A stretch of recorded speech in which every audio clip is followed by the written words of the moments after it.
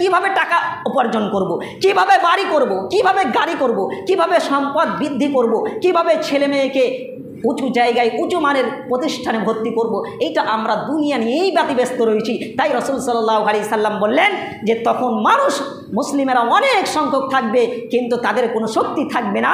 এক নম্বর হচ্ছে হুব্বুদ দুনিয়া, তারা দুনিয়াকে ভালোবাসবে, দুনিয়ার প্রেমে তারা ডুবে যাবে।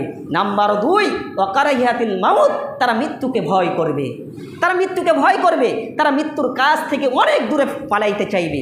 আজকে তাই হচ্ছে, আজকে দেখুন আমাদের বর্তমান সময়ে এটাই হচ্ছে। আজকে আমরা মৃত্যুকে ভয় করছি, আজকে আমরা মৃত্যুকে ভয় করছি। যদি মৃত্যুকে ভয় নাই করলাম, আমরা সকল মানুষ অবগত রয়েছিলাম যে আগামীকাল শনিবার 26শে এপ্রিল 2025 সাল, 26শে এপ্রিল 2025 সালে ব্রিগেডে, কলকাতার ব্রিগেড ময়দানে একটা মহা সম্মেলন ছিল, বড় সভা একটা ছিল।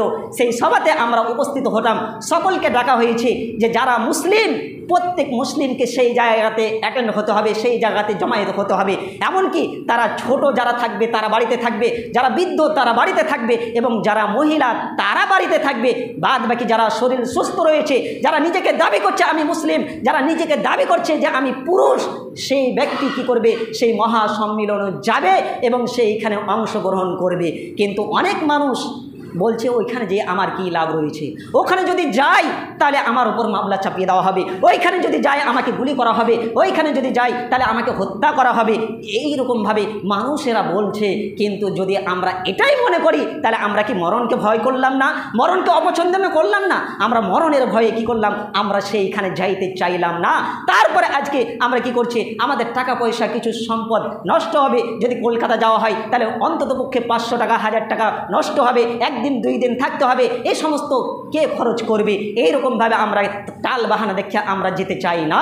তাই রাসূল সাল্লাল্লাহু আলাইহি সাল্লাম বললেন যে মানুষেরা 2টি কারণে তাদের ওপর অত্যাচার নেমে আসবে, তাদেরকে যেদিক সেদিক থেকে বেঈমান কাফেরেরা লুচে পুচে খাবে, তাদেরকে তার মাল সম্পদ কেড়ে নেবে। তার 2 নম্বরের মধ্যে 1 নম্বর বললেন যে হুব্বুদ দুনিয়া, তারা দুনিয়াকে প্রাধান্য দিবে, দুনিয়াকে ভালোবাসবে। আর 2য় নম্বর বললেন ওয়াকারিহিয়াতুল মউত, মউতকে তারা কি করবে, অপছন্দ করবে।